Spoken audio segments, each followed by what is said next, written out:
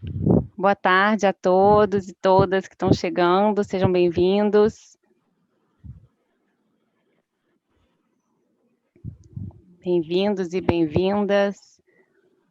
Acho que já liberamos todos, né, Luciana?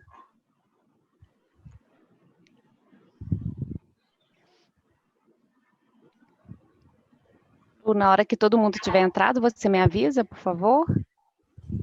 Isso sim.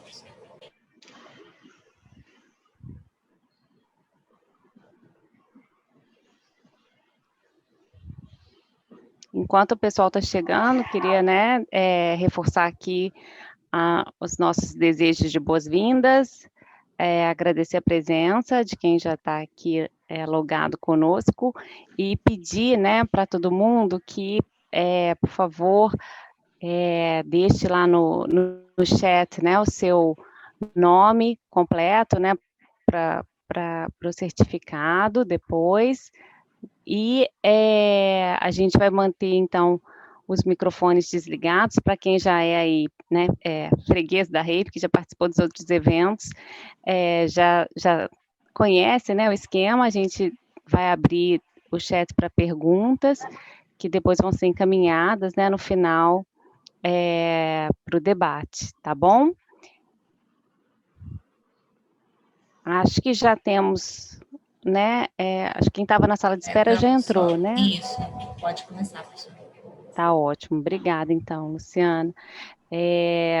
Bom, hoje então a gente está iniciando aqui o nosso 8º RAPE Convida, né? São os eventos que nós estamos organizando agora nesse período pandêmico, né? Então, à distância, temos conseguido manter aí uma frequência, né, de diálogos e conversas que, inclusive, depois ficam lá gravados no nosso espaço. Então, convido todo mundo também a ir conhecer, né, as outras conversas que talvez não puderam participar.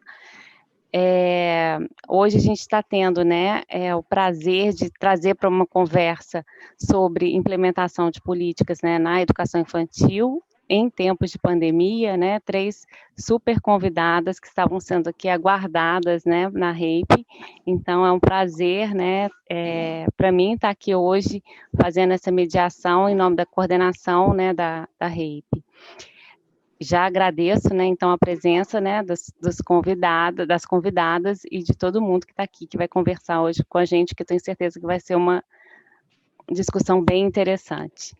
Bom, então, para poder, né, compor aqui a nossa mesa virtual, eu apresento hoje para vocês, né, a Sofia Lercher Vieira. A professora Sofia, ela é licenciada em Letras pela UNB, mestre em Educação pela Universidade Federal do Ceará, doutora em Filosofia e História pela PUC de São Paulo, em História da Educação, desculpa, pela PUC de São Paulo, fez pós-doutorado na Universidade Nacional de Educação à Distância, da Espanha, é professora titular aposentada da UFC e da Universidade Estadual do Ceará.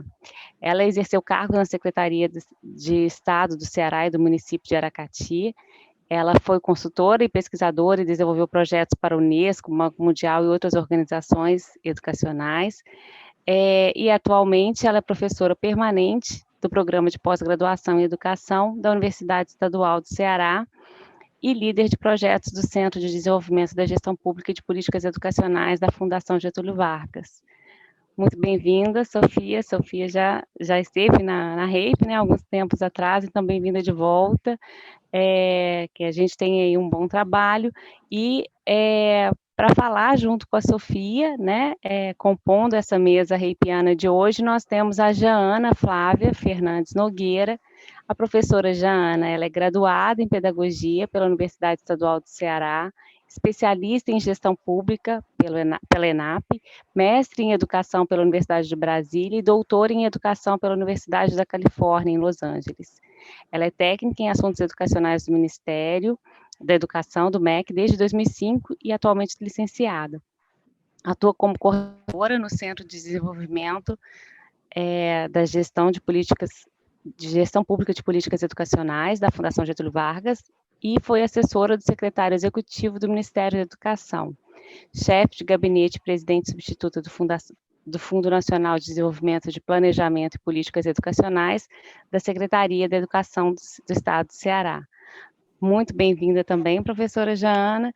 As professoras Jaana e Sofia vão conversar conosco sobre os seus estudos em implementação de políticas na educação infantil a partir da perspectiva da governança multiescalar.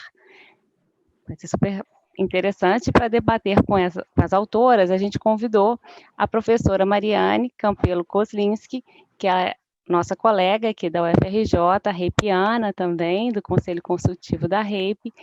E a Mariane, ela é graduada em Sociologia pela London School of Economics, mestrado em Educação pela Unicamp e doutorado em Sociologia pela UFRJ, e tem pós-doutorado no IPUR da UFRJ. Pesquisadora do Observatório das Metrópoles e coordenadora do Laboratório de Pesquisa em Oportunidades Educacionais. Atua na área de Sociologia da Educação, nos temas de avaliação educacional, análise de políticas educacionais, desigualdades educacionais e urbanas e educação. É professora associada da UFRJ e do Programa de Pós-Graduação em Educação da UFRJ. Foi coordenadora do GT14 da Amped e atualmente é coordenadora do GT13 da Sociedade Brasileira de Sociologia. E é membro da REIP, né, do nosso conselho consultivo.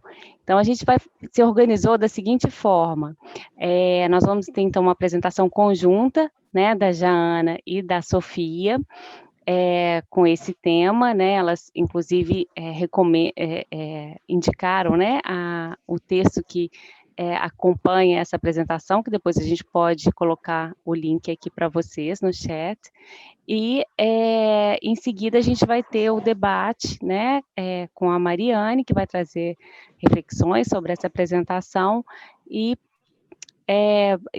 logo depois a gente abre para as perguntas, tá bom?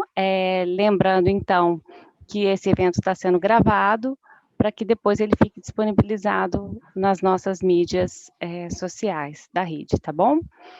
Podemos começar, então? Vou passar a palavra para a professora Sofia e desejando aí uma boa conversa para todos nós. Obrigada, gente. Muito boa tarde a todos e todas. Professora Ana Cristina Oliveira, é uma honra, é uma alegria estar de volta ao convívio com a REIP. Professora Mariane Kozlinski, que vai ser nossa debatedora, nós estamos muito contentes com a sua presença aqui hoje. Agradecemos também a Carla e a Luciana, que estão nos dando apoio, Naira e Fabiana. A gente, quando começa a discutir uma temática como essa, na verdade, se abre um grande foco, não é? A implementação de políticas da educação infantil em tempos de pandemia, foi o título sugerido pela REIP. Na verdade, a gente faz um movimento que vai um pouco além dessa provocação de discutir a implementação, porque nós tomamos como ponto de partida um texto que a gente escreveu, e acredito que é por conta desse texto que a gente foi convidada para estar aqui hoje. Na verdade, então, a gente fala um pouco da formulação e da implementação de políticas, e a gente faz um pequeno percurso da questão da regulação das políticas no período que antecede o momento que a gente vive agora, e depois faz alguns questionamentos. Pode passar, por favor, o primeiro slide? E nós chamamos esses pontos de partida para reflexão de considerações. Primeiro, um artigo que nós escrevemos e apresentamos numa reunião anual da Amped. Esse artigo ele tem um antecedente, que é a solicitação que já a Ana e eu recebemos para escrever um material para um MBA em gestão educacional. E nesse MBA havia várias áreas específicas, e nós aí tivemos essa motivação interessante para discutir a educação infantil. E daí a gente escreveu esse artigo e continua interessada na temática, né? Então, nós achamos que era oportuno trazer também para o debate a discussão da educação infantil pós-2017, que é nesse momento que a gente escreve o nosso texto, né? E aí, especificamente, a gente traz algumas considerações sobre a BNCC e o novo Fundeb, que impactos essas políticas trazem para a educação infantil no presente e nos tempos que hão de vir na educação no contexto da pós-pandemia, e discutimos também alguns elementos dos impactos que o contexto atual traz para a educação infantil. De um lado, a crise política e econômica, a gente vai fazer análise de alguns dados, né, e vai perceber, né, na análise desses dados, que a gente vive um contexto de crescimento de matrículas de educação infantil até 2019, em um contexto de muita restrição dos recursos para a educação infantil. Depois a gente traz algumas considerações sobre a educação infantil no contexto da pandemia e alguns apontamentos considerando as eleições e as discussões do Sistema Nacional de Educação. Pode passar, querida, por favor. Então, em primeiro lugar, o próximo. Começando pelo artigo, que são esses nossos pontos de partidas, né? E então a gente reflete sobre a questão pensando nas diferentes articulações que permeiam a questão da implementação das políticas educacionais de educação infantil. E a gente se debruça um pouco sobre a perspectiva da governança multiescalar no que se refere ao entendimento dessas articulações múltiplas, né? Nesse sentido, a gente compreende que se o governo federal, e a gente vai apontar algumas questões relativas ao papel do governo federal, tem um papel supletivo e redistributivo, a responsabilidade pela oferta é mesmo das municipalidades, né?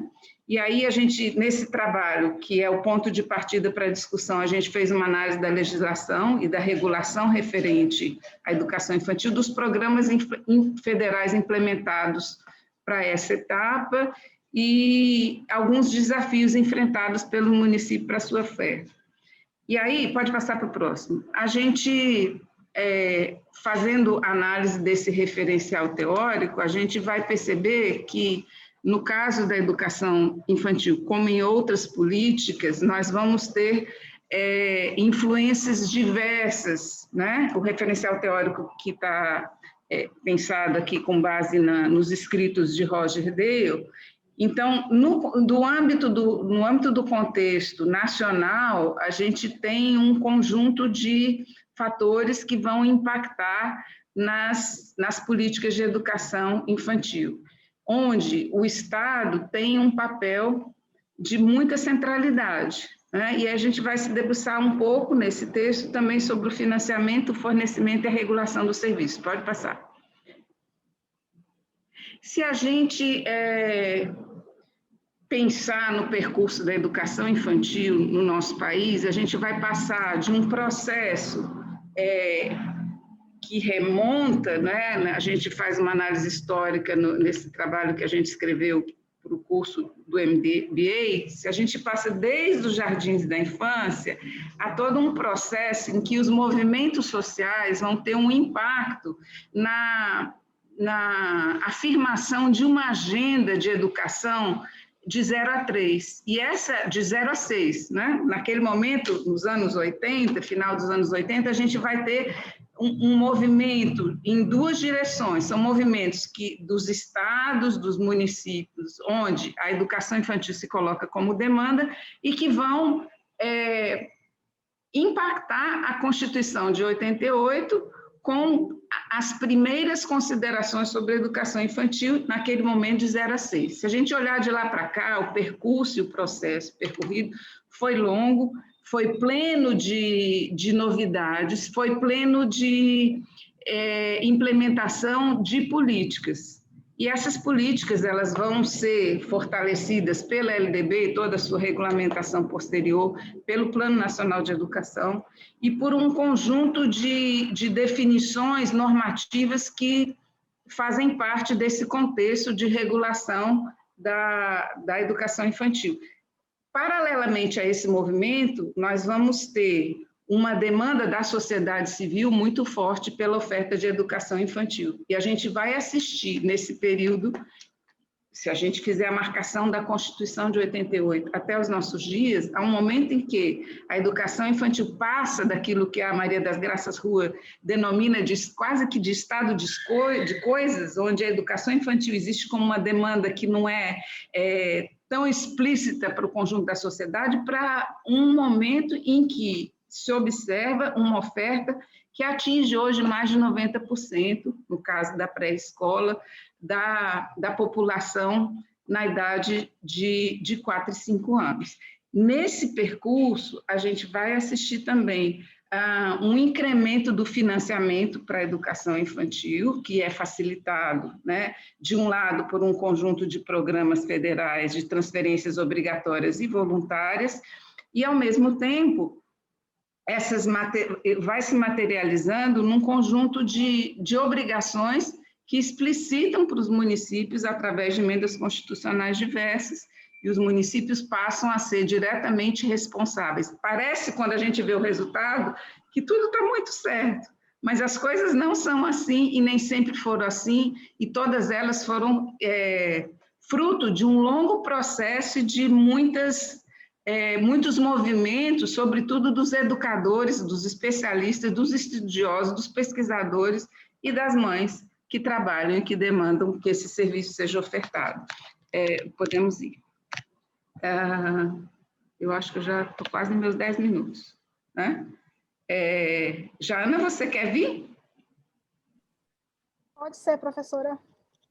Eu falei 9 minutos, ó. Muito disciplinada. Espero seguir os seus procedimentos. Então, muito boa tarde a todas, a todos que estão participando.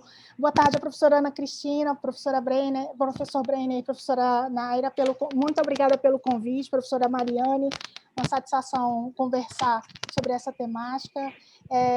Aqui nessa nossa nova área de trabalho, né, nesse novo modelo de encontro, aparecem algumas carinhas, outras não, e eu estou vendo aqui o de uma amiga de infância, professora Leane Martins, que hoje é diretora de escola em Duque de Caxias, né? Muito bom.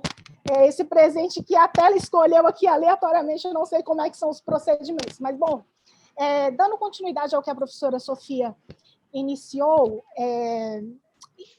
desde que nós escrevemos esse texto até hoje, várias alterações foram realizadas, né, políticas que impactaram a educação infantil, e nós vamos conversar sobre algumas delas. Eu vou pedir a gentileza de passar para a próxima tela. A primeira delas é a aprovação da Base Nacional Comum Curricular, que, como os colegas de profissão acompanharam, foi um processo permeado por muita discussão, por muitos embates, muitas discussões, e representa não só a BNCC para a educação infantil, para o ensino fundamental e para o ensino médio, uma grande transição curricular pela qual o Brasil passa. Não é nada trivial, é algo muito complexo, né? Uma outra proposta, uma outra forma de trabalhar que é proposta, né? Então, em 2017, a BNCC para a educação infantil ela foi instituída com essa proposta de direitos de aprendizagem e desenvolvimento e com a ideia dos campos de experiência, que até então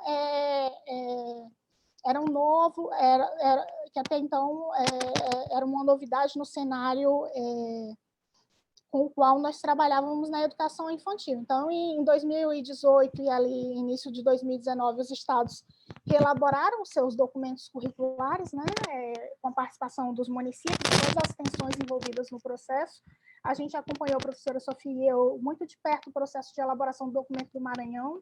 Nós participamos dessa construção com a Secretaria de Educação do Estado e com a Undime, com o Conselho de Educação de lá, e acompanhamos indiretamente de outros estados, mas em 2019 e 2020 a expectativa era que os municípios adotassem os documentos estaduais ou elaborassem os seus próprios referenciais.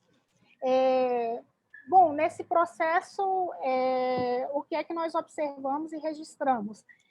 Diferentemente do que ocorreu para a elaboração dos documentos estaduais, houve um apoio muito limitado para a condução desse processo junto aos municípios. Os municípios contaram com muito menos apoio para a realização desse processo, tanto que até hoje muitos municípios, talvez a maior parte, ainda não concluiu o processo. nós, durante esta pandemia, e é o segundo item, né, a eclosão da pandemia, acompanhamos um trabalho, a professora Sofia e eu também, por coincidência também com um conjunto de municípios do Maranhão, da região do ADE dos Guarás.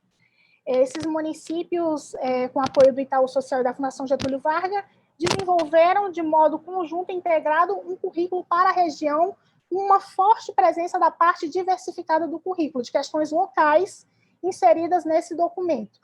Foi um processo muito rico. Amanhã é o encerramento desse momento, não é, professora Sofia?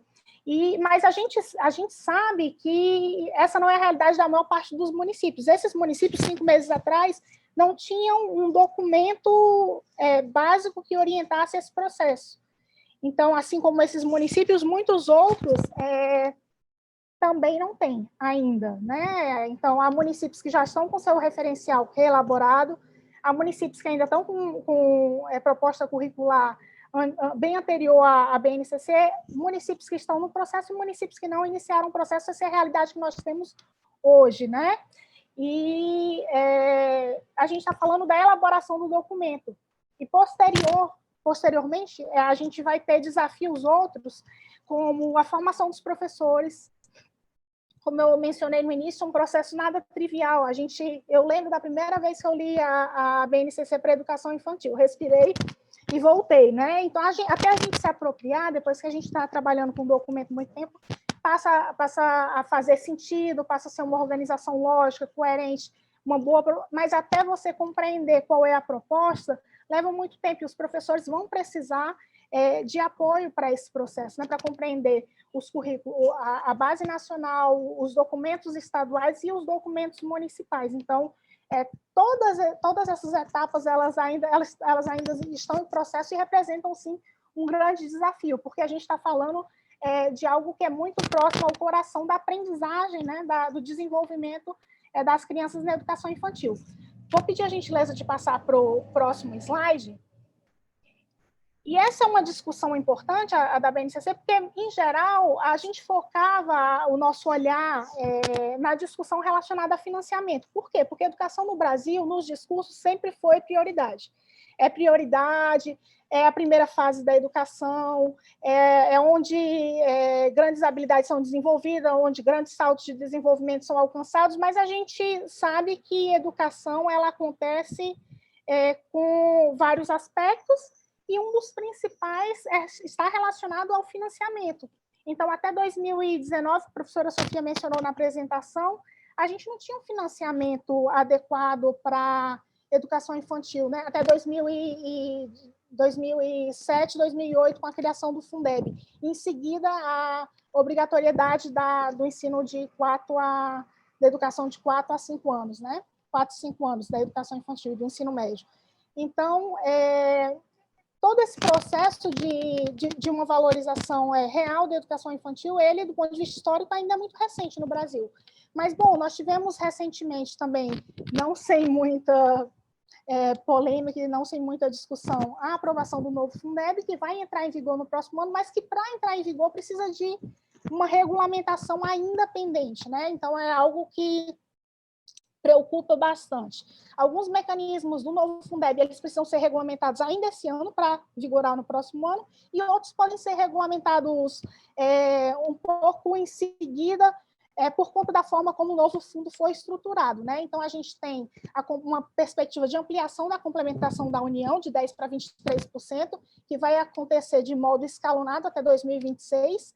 Então, 10% desse recurso, que é o que vai da União hoje, vai ser distribuído da mesma forma, 10,5%, elas vão ser distribuídas para as redes de ensino que não atingirem o valor aluno-ano total mínimo, ou seja, não apenas o valor relacionado ao Fundeb, mas a outros recursos de financiamento, de investimentos dos próprios municípios, né, quando não atingir o valor mínimo.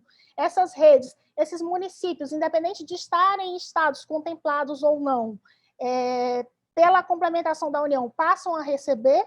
Então, municípios em estados ricos, municípios pobres em estados ricos, eles passam a ser contemplados, por exemplo, e aí 2,5% desse valor, conforme indicadores de melhoria da qualidade aqui em aberto para para a discussão de como a educação infantil vai ser contemplada, se vai ser contemplada nesses 2,5%, porque, em geral, esses indicadores de qualidade contemplados são relacionados ao IDEB e outros indicadores semelhantes, né?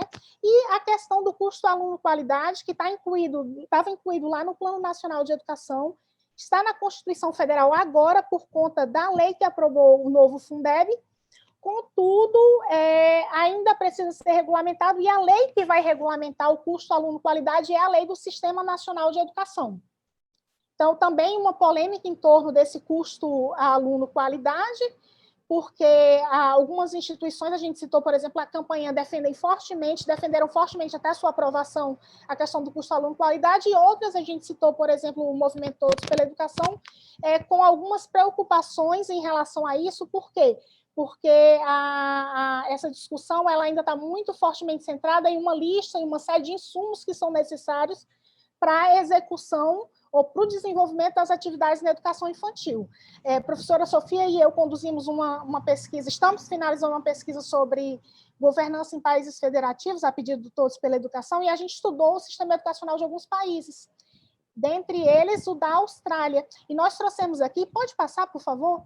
Nós trouxemos aqui um exemplo de que essa discussão do custo aluno-qualidade, esse slide, vocês não precisam compreender todos os detalhes, eu peço desculpa porque ele está em inglês, a gente trouxe só para ilustrar, para dizer que, por exemplo, na Austrália, eles têm padrões nacionais de qualidade. Esses círculozinhos azuis são os itens que são contemplados nesses padrões de qualidade.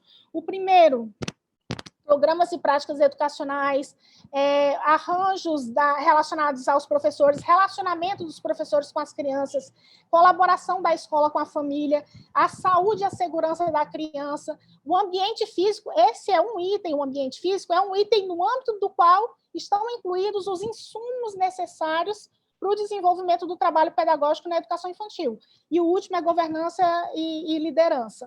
Então, são vários aspectos que precisam ser contemplados para que a gente tenha um padrão mínimo de qualidade para o desenvolvimento do trabalho da educação infantil. No Brasil, a gente está considerando esse rosa que está à direita, ambiente físico, um dos que constam aí dentro, que é a questão dos insumos. Não, precisa ter tantos ventiladores, ar-condicionados, tantos papéis, uma sala de... A gente está considerando uma pequena parte. Talvez por isso a resistência de algumas entidades a discutir o custo aluno-qualidade. Mas está aprovado e é um debate que a gente precisa fazer, e acho que buscar inspiração em outras práticas pode ser também bastante interessante. Por favor. Contexto atual e seus impactos. Bom, pode passar, por gentileza. Como se não bastasse uma grande transição curricular e uma grande alteração no modelo de financiamento, o que é algo que pode trazer aspectos positivos, mas, enfim, dependem de outras articulações, né? Por isso é importante esse grupo estar bastante atento e participando desses debates. A gente vive uma crise política e econômica de proporções muito grandes, né? Políticas e programas federais voltados para a educação infantil sendo descontinuados ou com execução muito comprometida. Professora Sofia e eu citamos dois, o Pró-Infância e o Brasil Carinhoso, para mostrar, conforme o próprio MEC, conforme o próprio FNDE, reduções em transferências, reduções em pactuação de novas unidades escolares. Não vou detalhar por conta do tempo, mas a apresentação fica com vocês e a gente pode discutir isso na próxima etapa, né? E aí a questão do novo Fundeb, que, como eu disse anteriormente, amplia a participação da União. Contudo, há análises que mostram que, se houver uma forte queda na arrecadação, é possível que não haja um aumento real para a educação infantil. Então, é algo que a gente tem, programas nessas condições, uma promessa, né, de recursos adicionais que pode ou não vir a ser cumprida, e aí a gente tem alguns programas, na verdade, um programa novo, que é esse lançamento do edital do PNLD para a educação infantil, que a princípio parece positivo, mas a gente precisa aguardar para saber como vai ser encaminhado, para saber se é positivo ou não. Eu achava lindo, Na verdade, a única política do governo atual que eu achava muito bonita é esse programa Conta Pra Mim. Eu acho lindo o nome desse programa.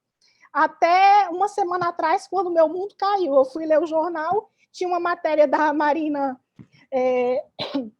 Colaçante dizendo não conta para mim, e era fazendo uma análise crítica desse programa, da censura que houve em alguns materiais didáticos. Então, assim, coloquei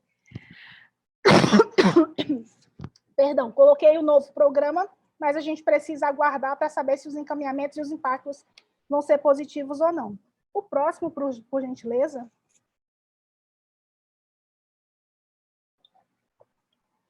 Como a professora Sofia mencionou, e eu não vou detalhar muito, a gente observa um aumento de matrícula e uma redução no financiamento ano a ano, porque em 2010 nós escolhemos, essa aqui é a evolução da despesa com educação infantil no MEC, a despesa com educação infantil em outros ministérios, mas aqui é um recorte que a gente fez, né, da subfunção educação infantil. E aí a gente escolheu trabalhar a partir de 2010, porque, como nós mencionamos, a partir de 2009 nós temos a emenda constitucional que fala da obrigatoriedade do ensino de 4 e 5 anos, e aí temos um conjunto de políticas que passa a ser ampliado, antigamente voltado para o ensino fundamental, e passa a ser ampliado também para a educação infantil. E aí a gente vê que vem aumentando até 2014, um grande aumento em 2013 e 2014, quando volta a cair. Nós selecionamos 2017 o valor empenhado. Aqui são as diferentes fases da despesa, né? Dotação, que é prometido, o empenhado, que é o que é comprometido, o liquidado e o pago, que é o que é de fato executado. Nessa coluna empenhado, nós selecionamos o ano de 2017 e 2018 para compartilhar com vocês, porque houve uma queda em relação aos anos anteriores, uma queda importante. Pode passar o próximo slide, por favor. E os dois próximos slides trazem matrículas na educação infantil, em creches e em pré-escolas. A gente selecionou aqui onde está essa bolinha azul, é o ano de 2017 e 2018, esse verdinho claro são os atendidos, eles vêm aumentando, eles tiveram um aumento pequeno, mas um aumento de matrícula. Isso aqui é de 0 a 3 anos, as matrículas de 0 a 3. Pode passar para o outro, por favor? E no outro, a gente tem as matrículas de 4 e 5 anos, esse verdinho escuro são as matrículas. Pode descer mais um pouco? Pronto, perfeito. A gente vê que em 2017 e 2018 as matrículas também ampliaram. Então, a gente trouxe, vai deixar o material com vocês, tem mais detalhes sobre isso, mas é como a professora Sofia colocou lá no início, amplia a matrícula, reduz financiamento, tudo isso impacta o trabalho que é desenvolvido nas escolas, a implementação da BNCC, a implementação de quaisquer, ou mesmo a continuidade das políticas ou das atividades já em desenvolvimento nas escolas. Próximo, por gentileza. A gente tem a pandemia da Covid, que todos nós, estamos realizando essa reunião neste modelo por conta disso, mas todas as escolas, né, de educação infantil, ensino fundamental e ensino médio, públicas e privadas fechadas, e aí as dificuldades para manter o vínculo da criança com as instituições, tanto no setor público quanto no setor privado. Em outras etapas, ensino fundamental, ensino médio, a rede privada, inclusive, conseguiu manter um vínculo melhor com os estudantes, mas nem na educação infantil isso também não se materializa, nem na rede privada, por conta das dificuldades próprias do período, né, da fase que as crianças se encontram, e também por questões relacionadas ao financiamento, sobretudo, ou às condições de acesso à tecnologia, sobretudo. Então, tem essa combinação, né? Se no ensino fundamental e médio as dificuldades eram muito mais relacionadas à questão tecnológica, à questão do acesso, à questão da disponibilidade de um celular, um tablet, um computador para as aulas, na educação infantil a gente tem desafios adicionais. Por onde recomeçar? A gente está no processo coordenado, onde estados e municípios estão em fases bem diferenciadas desse processo, e a gente tem algumas orientações de instituições públicas e privadas, a gente citou aqui algumas, né? O Conselho onde me começava a discutir, o Ministério da Educação depois preparou um documento, Unicef, Unesco, mais recentemente, Fundação Maria Cecília Souto Vidigal, trazendo orientações que são importantes.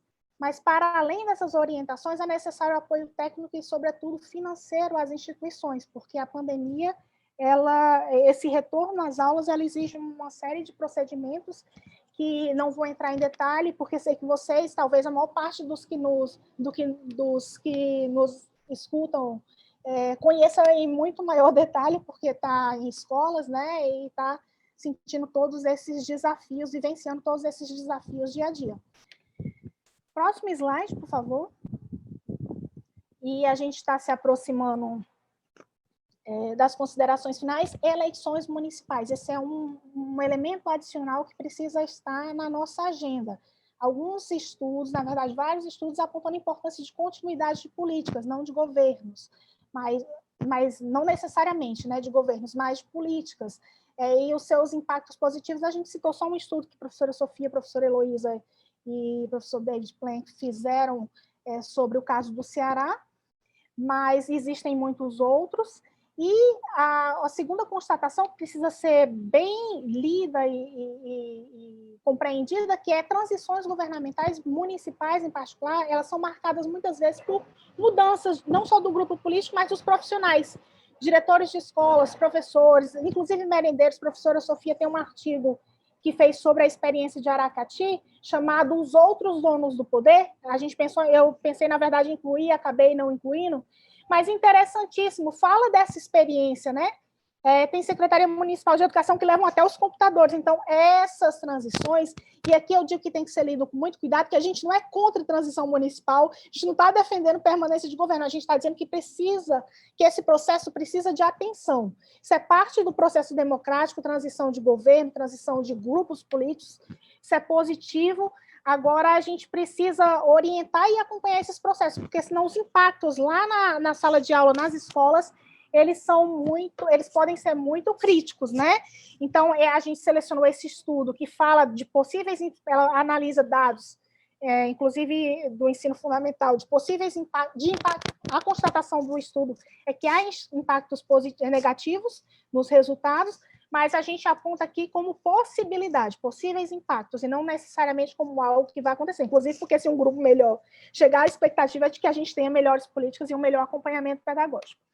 Próximo e último item, por gentileza, é relacionado à discussão do Sistema Nacional de Educação, que impacta, sim, a educação infantil, né? Ele é previsto na Constituição e, segundo o Plano Nacional de Educação, ele deveria ter sido instituído até 2016, e com a aprovação do curso Aluno Qualidade, do CAC, a expectativa é que a gente avance nessa regulamentação do Sistema Nacional de Educação. Qual é a expectativa? Que haja uma melhor definição de atribuições e formas de colaboração. Atribuições, a gente já tem definição na Constituição e na LDB, mas uma melhor definição, porque em alguns casos, no ensino fundamental ou nos iniciais, sobretudo, há uma competição entre estados e municípios que não é positiva para os resultados que nós alcançamos na educação. E formas de colaboração, isso é absolutamente importante, porque em alguns estados que têm tradição no regime de colaboração, estados e municípios colaboram, ou o estado colabora com os municípios, independente de grupos políticos, porque há mecanismos institucionalizados para essa colaboração. Em outros, não. Em outros, esse processo está sendo construído agora. Então, assim, é uma federação muito diversa, as formas de colaboração também são, mas é preciso institucionalizar para que a criança de um estado que não tem um regime de colaboração mais consolidado não seja prejudicada. Então, a gente tem um PL que está no Congresso agora, né, já tem relator designado, e a expectativa é de que essa discussão entre em pauta muito, muito em breve, né? É importante acompanhar. Próximo slide, por favor. Eram essas as questões que nós trouxemos. Vou pedir para passar para o próximo slide e perguntar se a professora Sofia gostaria de assumir por aqui. A partir daqui, professora? Só ligar o áudio, por gentileza.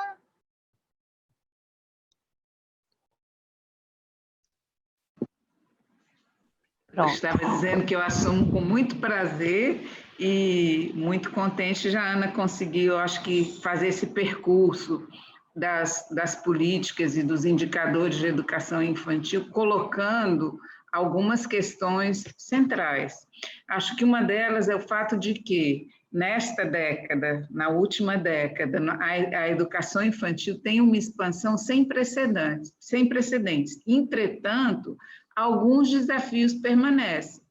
A gente ainda tem problemas de acesso na pré-escola, né? A gente viu que atingiu, em 2018, um pouco mais de quase 94% daquela faixa etária. Entretanto, com a pandemia, a gente sofre uma ruptura nesse processo.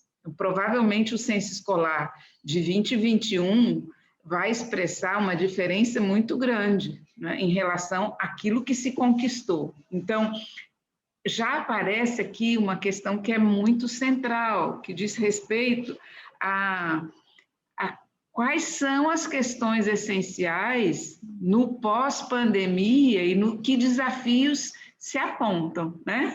Então, a gente viu nesse percurso que a Jaana apresentou, que a crise política e econômica interfere de forma direta nos programas e nas dotações de educação infantil. Essa turbulência começa em 2015. Se vocês olharam para os dados, né, em 2015 você tem uma dotação do governo federal e é uma execução mínima, e depois há esses recursos têm um incremento, mas ainda assim há um corte muito radical na situação que se tinha antes. Na verdade, a pandemia provoca uma situação que nos coloca o desafio de, manter as matrículas, 2, promover políticas que apontem na direção da superação das desigualdades na educação infantil.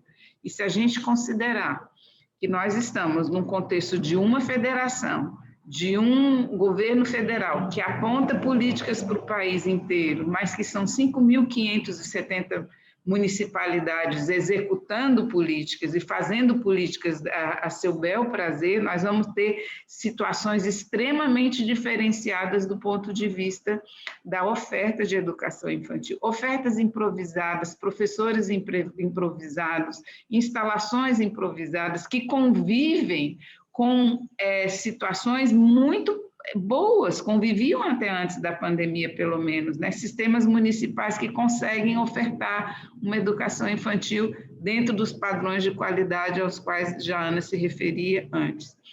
Sem dúvida, nesse contexto, a gente tem janelas de oportunidade.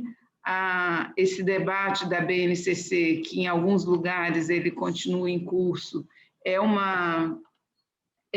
momento importante da discussão sobre as práticas curriculares, as possibilidades de fazer avançar os direitos de aprendizagem das crianças pequenas, e também o novo Fundeb, recém-aprovado, que depende significativamente de como as finanças do país estiverem e como estiverem também as finanças municipais, na medida em que no início de janeiro, em 1º de janeiro, a gente vai ter novos prefeitos eleitos e corre-se o risco de sofrer rupturas ainda maiores do que se sofreu em momentos anteriores de troca de gestores municipais e de equipes que, às vezes, mudam completamente e não se assegura a qualidade técnica do serviço ofertado, né?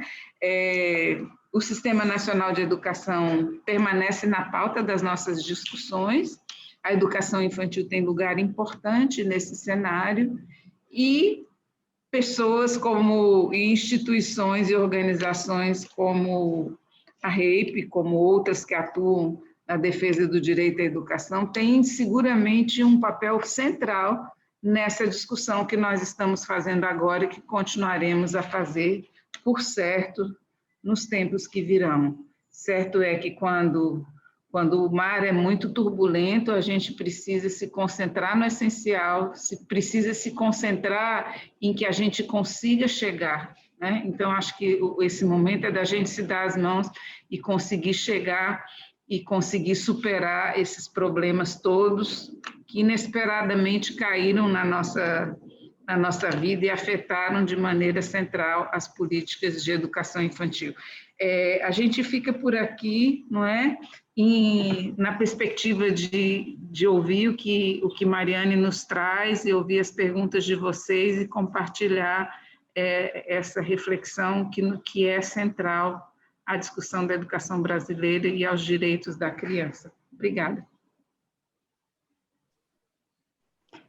Muito obrigada, professora Sofia, professora Jana.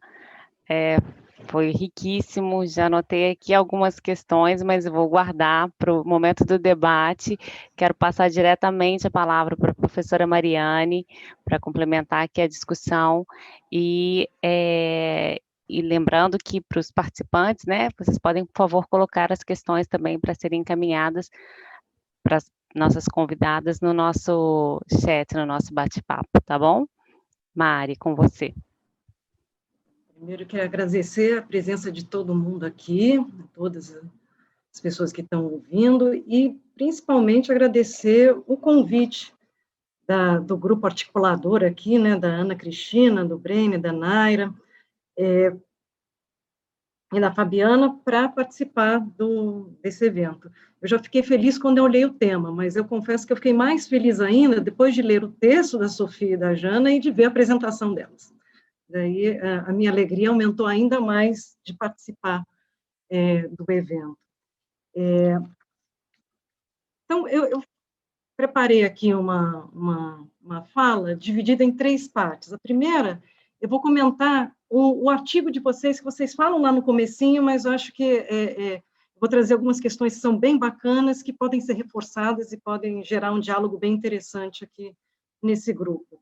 Principalmente fazendo um paralelo na perspectiva que vocês usam, em algumas perspectivas que alguns trabalhos da RIP utilizam. Depois eu vou comentar essas listas dos efeitos aqui da pandemia, para o foco que vocês trouxeram, né, os desafios para você expandir a educação infantil de qualidade. Quer dizer, já eram grandes os desafios, e agora como é que eu implemento políticas de expansão e que garantam qualidade da educação infantil neste momento também de pandemia. Então, eu vou reforçar aqui o que vocês trouxeram e acrescentar algumas outras questões que são desafios trazidos por esse contexto de pandemia. E depois eu vou pedir licença para sair um pouquinho só da apresentação e fazer um paralelo com outros tipos de pesquisa que também estão sendo desenvolvidos na RAPE, que podem ajudar a gente a pensar também os desafios de implementação, mas não tanto focado na expansão e qualidade, mas pensando em outro tema que é muito caro para a gente na RAPE, que é trazido sempre pela Wanda, que é a questão da equidade. Então, como a gente pode pensar também em outras maneiras de pensar desafios para expansão de qualidade, mas pensando também em quem tem acesso a esses equipamentos de qualidade. Então, primeiro, pensando nessa questão principal que a Sofia e a Jana trazem, né? Desafios de expansão, né? De implementar políticas de expansão de qualidade para a educação infantil. Então, quando eu estava lendo aqui o texto e vendo a apresentação da Jana e da Sofia, eu pensei muito em uma outra proposta também utilizada em estudos de implementação, que tratam dos arranjos institucionais. E como essa bibliografia trabalha, já identificou alguns problemas na nossa implementação de políticas que trazem questões que são bastante paralelas ao que vocês estão discutindo, que olha, como é difícil essa relação entre os entes federados, né, na hora da implementação, como muitas vezes a função de cada um não está claro, muitas vezes a gente tem justaposição de políticas e de funções, e como muitas vezes essas políticas vêm de cima para baixo e não consideram os arranjos institucionais locais e os atores sociais locais. E por causa disso, a gente às vezes tem pouca eficácia da implementação de políticas e grande desperdício de recursos. Então, eu acho bastante interessante que quando vocês começam a trazer essa perspectiva multiescalar, pensando no papel do governo federal, qual seria na educação infantil e dos municípios, isso nos remete também ao conhecimento também já produzido nessa área de implementação, e que a gente sabe que já pode dar errado e que constantemente exerce barreiras para a implementação de políticas no Brasil. Eu queria trazer uma provocação aqui para vocês. Vocês falam muito na área de educação infantil do papel do governo federal e do município. Tá? É claro que faz sentido o governo federal como estruturador das políticas, das diretrizes gerais e com papel de redistributivo, né? O Fundeb é importantíssimo para isso, como outras políticas do governo federal, para garantir essa expansão e a qualidade da educação infantil. E, claro, o município, as nossas regras, né, ele é que vai implementar, ele é a ponta aqui da implementação das políticas de educação infantil, ele é responsável por essa etapa da educação. Mas eu queria fazer uma provocação em relação aos governos estaduais. Será que a gente tira o governo estadual dessa equação? Por que eu estou falando isso? É que o papel do governo estadual, mesmo no ensino fundamental, ele é muito variável. Tá? Então, você tem estados que têm maior protagonismo no ensino fundamental, que eles são indutores de políticas educacionais e que apoiam os municípios. Mas também temos exemplos de estados que fazem isso na educação infantil. Tá? Então, isso seria interessante para a gente pensar. Será que essa implementação de políticas para a expansão de qualidade da educação infantil também não é afetada pelo papel de maior ou menor protagonismo dos estados? Tá? E daí eu vou citar um estado que Sofia conhece bem melhor do que eu, que é o próprio Ceará. Tem exercido esse protagonismo, inclusive na educação infantil.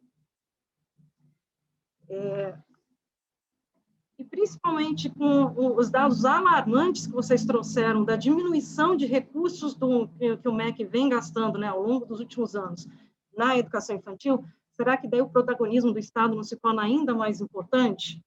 Tá? Na ausência, talvez, ou na diminuição desse potencial redistributivo do governo federal. E daí eu vou trazer um outro ator que, pelo menos para algumas das políticas que vocês trouxeram, eu acho interessante a gente colocar nessa equação, que é a escola. Então, a gente pensa no governo federal, no governo estadual, mas com políticas como, por exemplo, o PDDE e o PNLD, elas vão ser, essa implementação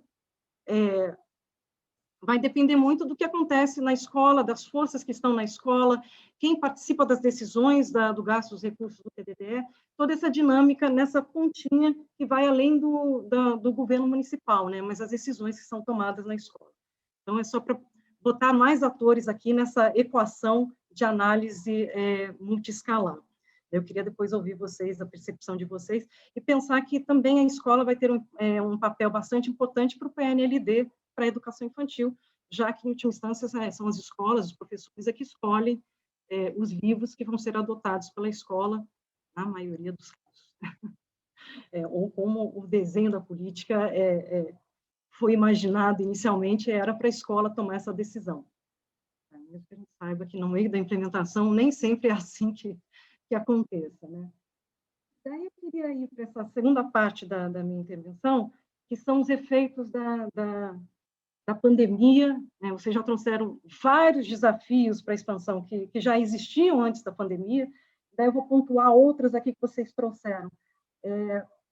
Recursos para a expansão, né? Então, a gente está numa situação de recessão econômica causada pela pandemia, tá? A gente vai ter uma menor arrecadação, a gente vai ter menos dinheiro, ainda bem que a gente tem o Fundeb votado e incluindo a educação infantil, então seria um desastre completo para o ano que vem. Então, a gente vai ter que lidar com essa situação de expansão de qualidade com menos recursos. Tá? Mas eu vou chamar a atenção de uma outra questão. Eu achei muito bacana o gráfico que vocês trouxeram, que a expansão, a cobertura, o aumento da cobertura, ela é derivada de duas situações, né? O aumento das vagas e diminuição da população, né, em idade escolar dessa idade. E, muitas vezes, a expansão tem muito mais a ver com a diminuição da população em idade escolar do que aumento de vagas. Mas, além de ter menos recursos, a gente provavelmente vai ter mais matrículas. Por quê? Numa situação de crise econômica, as pessoas saem do sistema privado e vão para o público. Tá? Então, é um outro problema, além daqueles que vocês trouxeram, né? A população até pode me diminuir, mas o quantitativo de gente que vai sair do sistema privado e público vai aumentar ainda assim essa pressão sobre os governos. Na questão dos padrões de qualidade, eu achei bem bacana vocês trazerem o modelo lá da Austrália.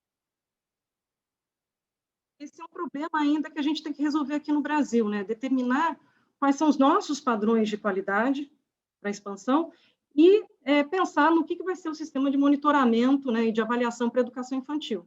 Tá? Então, a gente vai se restringir aquilo que a Jana trouxe, né, a infraestrutura, ou a gente vai trabalhar com processos pedagógicos, como é que vai ser esse sistema de monitoramento?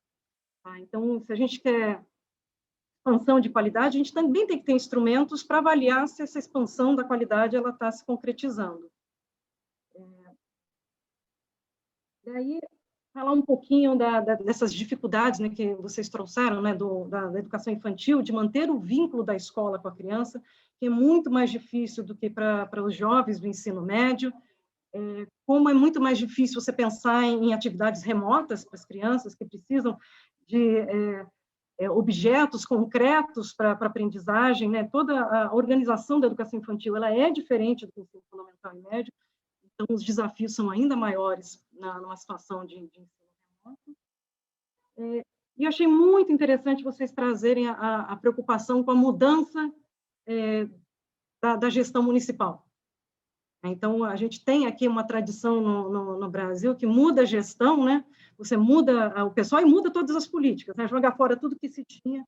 E mais preocupante ainda, pensar nessa mudança no momento que a gente está pensando o retorno às aulas. Todo o planejamento para retorno às aulas no meio de uma pandemia. Então, é uma dificuldade maior.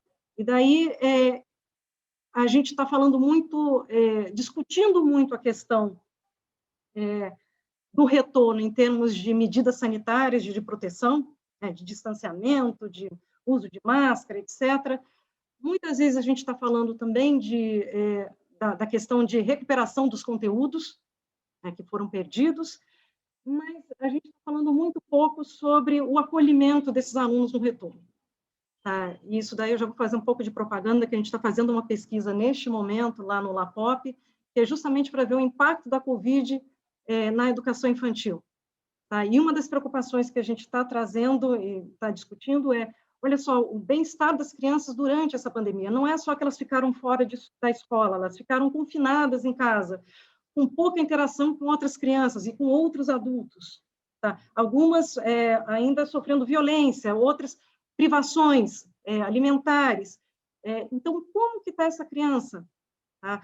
Como que as escolas vão receber essas crianças? Como é que estão a família dessas crianças que foram afetadas na questão econômica, na questão de saúde mental? E como estão nossos professores também, tá? Nesse retorno. Então, não é só discutir a questão sanitária, é discutir como vai ser esse retorno em termos de acolhimento dos profissionais de educação e dessas crianças que passaram por uma situação nunca antes vista na vida delas, né? E, por último, daí eu vou trabalhar com essa questão da implementação da equidade, daí já saindo um pouquinho da apresentação de vocês, mas vários trabalhos que foram desenvolvidos aqui na REIP, eles estão preocupados com a questão da equidade e a questão do impacto do burocrata de rua, tá? Nessa discricionariedade de dizer quem tem acesso a cada tipo de serviço social. Tá? Então, a gente pode pensar aqui na pré-escola, como ela já está quase universalizada, que os desafios que a gente encontraria são parecidos com aqueles que a gente observou, por exemplo, no ensino fundamental. Quem é que tem acesso aos equipamentos de educação infantil de melhor qualidade? Tá? Os professores mais qualificados, com a melhor infraestrutura, com melhor processos pedagógicos. Então, a gente já viu que a escola, e daí por isso que eu chamo a atenção também, novamente, da escola e papel da escola na hora de implementação de políticas na educação infantil. A gente já viu, por exemplo, no ensino fundamental, que tem várias barreiras que são criadas pelas próprias escolas que influenciam quem vai ter acesso as escolas de melhor qualidade, consideradas como as melhores escolas. Tá? Então, daí eu já recomendo aqui fazer propaganda do trabalho feito pela Rodrigo, Ana,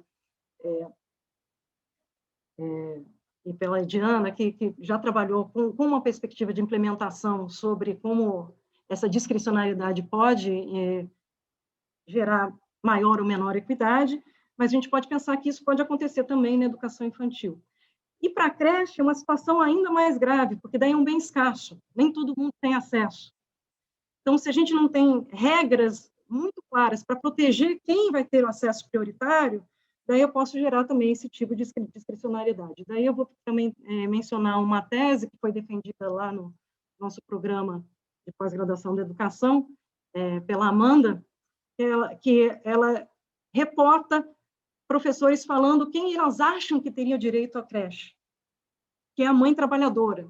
Aquela mãe que não trabalha, independente de se essa criança é vulnerável ou não, ela não deveria ter acesso prioritário.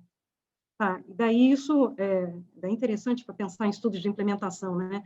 Conflita com o próprio discurso dos professores de qual é a função da educação infantil. Então, no discurso dos professores, olha, a gente tem uma função pedagógica importante que não é reconhecida.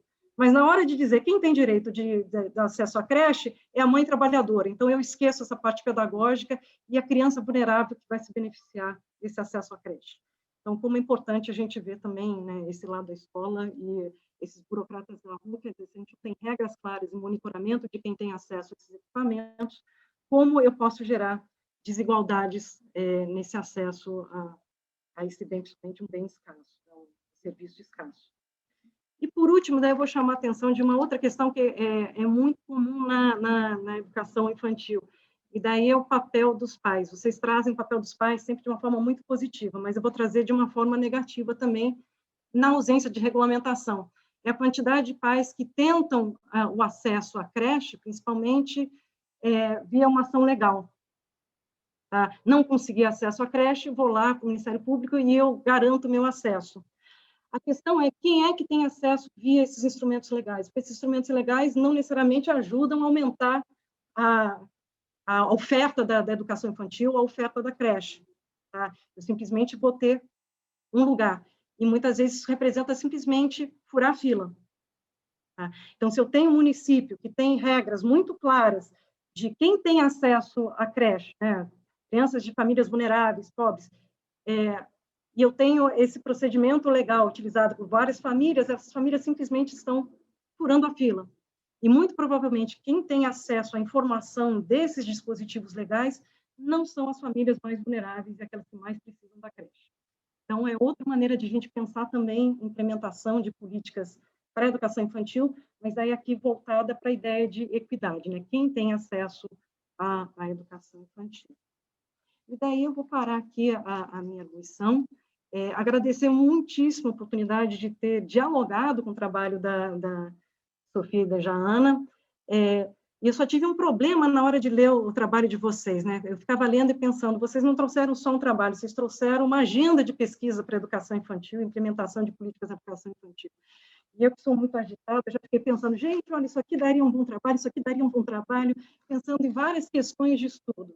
Então, eu recomendo, quem não conhece o trabalho da Sofia e da Jana sobre a educação infantil, que leiam, que traz muitas ideias muito bacanas para futuras pesquisas nesse tema. E é isso, gente. Obrigada. Bom, Mari, super obrigada por essa leitura sempre muito atenta, né, e cuidadosa, e os comentários que acho que dariam uma outra tarde, né, de conversa com Sofia e Jaana. Foi sensacional, vou passar a palavra para que elas possam, né, te dar aí um feedback, né, dos seus comentários. Não acho que vai ser possível a gente conseguir, né, aprofundar todos eles, seria maravilhoso. Eu só queria acrescentar mais uma pitadinha, posso? Só para aproveitar o embalo. Enfim, fiz algumas anotações, mas vou deixar também espaço depois para as perguntas. Nessa pegando o gancho no que a Mari, né, colocou sobre a questão da transição, né, na gestão municipal que vocês abordaram no final da apresentação e do impacto, né, para a continuidade das políticas educacionais, especialmente agora no caso da educação infantil, tanto na questão da expansão, né, da oferta, como na questão da manutenção das conquistas já, né, estabelecidas.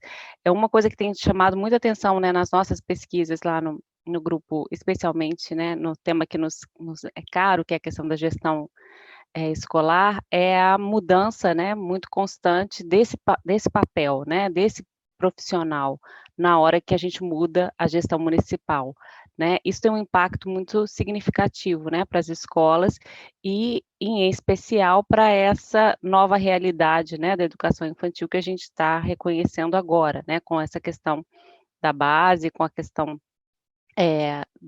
de maior, né, da maior possibilidade de acesso, enfim, da expansão, né, do acesso, e você tem, né, nessa transição municipal, na maior, né, num grande número, né, de municípios, uma transição muito grande também de diretores, quer dizer, o prefeito muda e muda todos os diretores das escolas, especialmente, né, dessas que estão sob a sua responsabilidade, acaba virando meio que uma moeda de troca, e a gente tem acompanhado um pouco disso, né, para o trabalho dos professores e para o vínculo, né, desse gestor na construção de um clima de escola que favoreça, né, a aprendizagem dos alunos.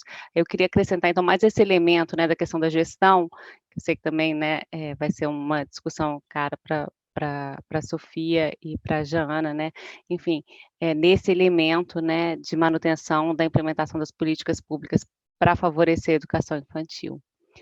Bom, e passo então para vocês duas a palavra e deixo aberto lá o chat para as perguntas que a gente já está recolhendo aqui, tá bom?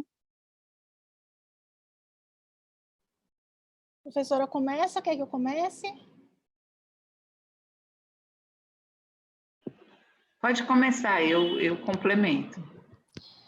Então, agradecer à professora Mariane pelos comentários, né, e pelos acréscimos, que, na verdade, tivemos três apresentações, né, porque a professora pegou os pontos e complementou, trazendo aspectos essenciais como a questão da equidade, que precisa fazer parte de todo o debate, né? Essa questão das políticas, do foco no governo federal, das políticas que vêm de cima para baixo, ela, de fato, ela é muito pertinente.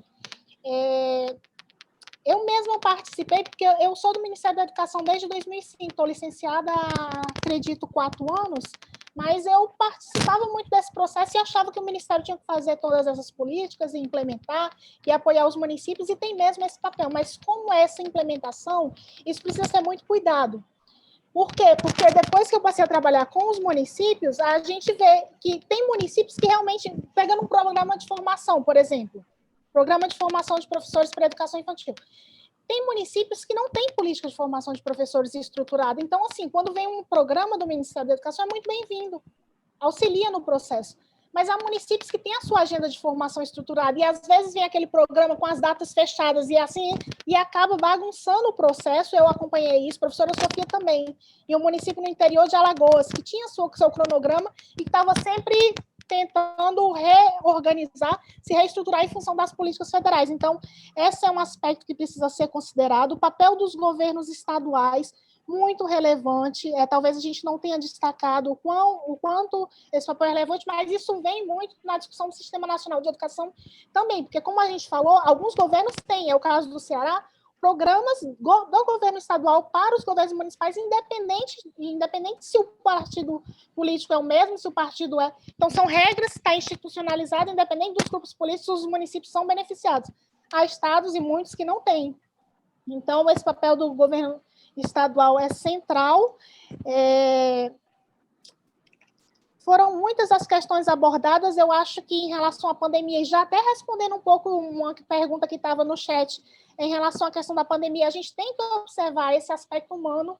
A professora Sofia concordou muito com a professora Mariane colocou, mas, de fato, essas crianças, elas estão, como a professora Mariane colocou, elas estão em contextos muito diferenciados, diversificados, e algumas delas em condições muito difíceis, né? Limitações, eu não vou repetir tudo que a professora colocou, esse estudo que está desenvolvendo, né, com o grupo é bastante relevante e necessário, mas a gente precisa, nesse processo, considerar o aspecto humano nesse retorno, para além dos aspectos sanitários, e o aspecto mesmo pedagógico, como ela colocou, essa questão da judicialização das políticas educacionais, né? Quer dizer, o pai entra na justiça para conseguir a vaga, acaba furando a fila. Então, esses aspectos, eles são todos muito relevantes. Eu vou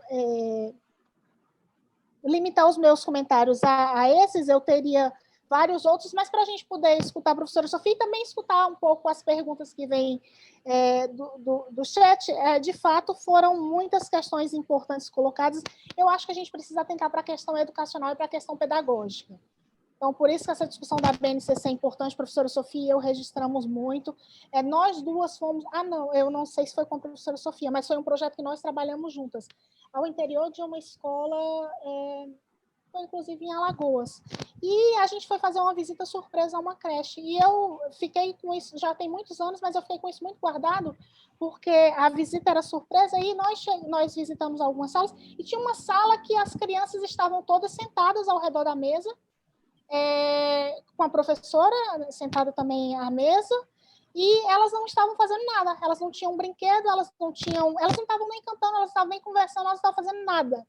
Elas estavam se olhando, e ainda hoje eu não consegui compreender aquilo e aceitar, porque eu imaginei um dos meus 3 sobrinhos lá dentro, eles derrubavam a escola, para não dizer a sala de aula. Então, assim, são questões muito importantes, essas questões dos materiais pedagógicos, né? Por isso a gente fala muito de financiamento.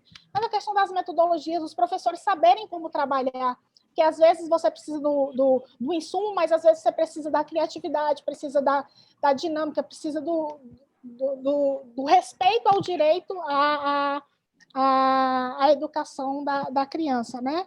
Então, todas essas questões são muito importantes. Professora Sofia, vou ficar por aqui.